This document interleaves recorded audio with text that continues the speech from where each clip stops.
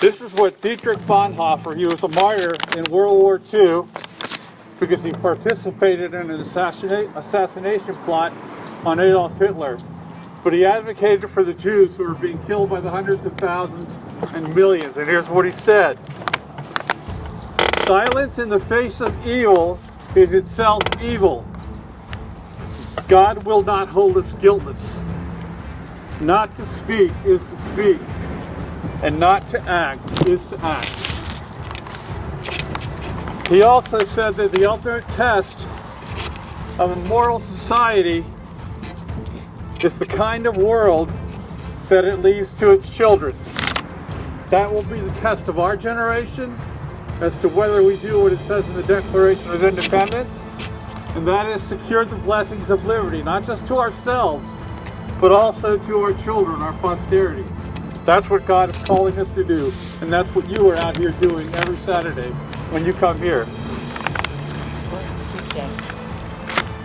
The scripture, Numbers chapter 35, verse 30 through 34, says, whoever kills anyone, the judge shall slay the murderer, talking about the civil judge,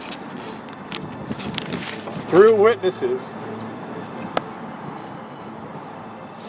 He said, God said, take no recompense for the life of a murderer. He said, you shall not pollute the land where you dwell in. He said, blood defiles the land. And the land cannot be cleansed of the blood that is shed therein, but by the blood of the person that shed it.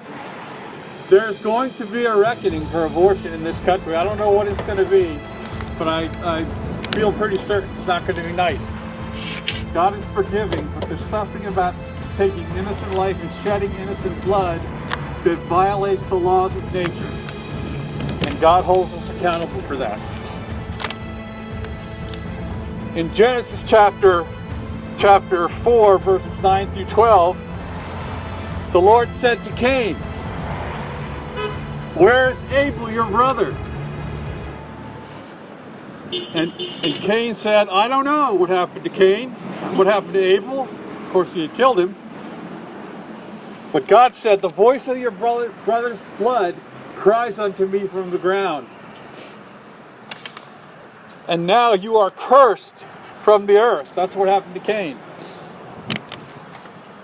The blood of every baby that's been killed in abortion continually cries out to God for justice, for the crime that has been committed against them. The blood is crying out. It's been crying out since 1973. And we are here to stop it. I want to tell you what the Black Robe Regiment is. How many of you have ever heard of that? One? Anyone? Never heard of the Black Regiment? I'll be quick on this. I couldn't give you a lot of history. It's great history. But the clergy of the founding era, the colonial clergy of the 17th century, of the 18th century, were chief agitators of the war for independence. And because they played such a significant role in the founding of America, including preaching the right of revolution, the British referred to them as the Black Regiment. It was a reference to the robes they wore when they preached. And they figured very prominently. Many of them fought in the American Revolution. Many died in the Revolution. Several led troops in the American Revolution. That's what the clergy who made America were. And so we are calling evangelical pastors to begin to take a public stand against abortion. It has to happen.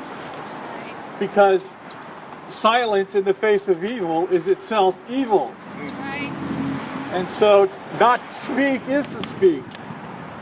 While pastors are silent about abortion, they're sending a loud message to their flocks. They are not leading by example. And so we're calling evangelical pastors to stop their silence and begin to engage on this issue. Because we're all being put to the test by abortion. Everyone. Our response to abortion will determine how we fare in the future. And we have to stand against it. So thank you for hearing me. If anybody wants to know more about what the Black Robe Regiment is, if you know a pastor that isn't involved, give him my information and I'll contact him. Or give me his information, I'll contact him. Thank you and God bless you. Thank you, thank you. Well, where can you, do you have a website that you, for more Oh yeah, information? website is blackroberegiment.us. blackroberegiment.us.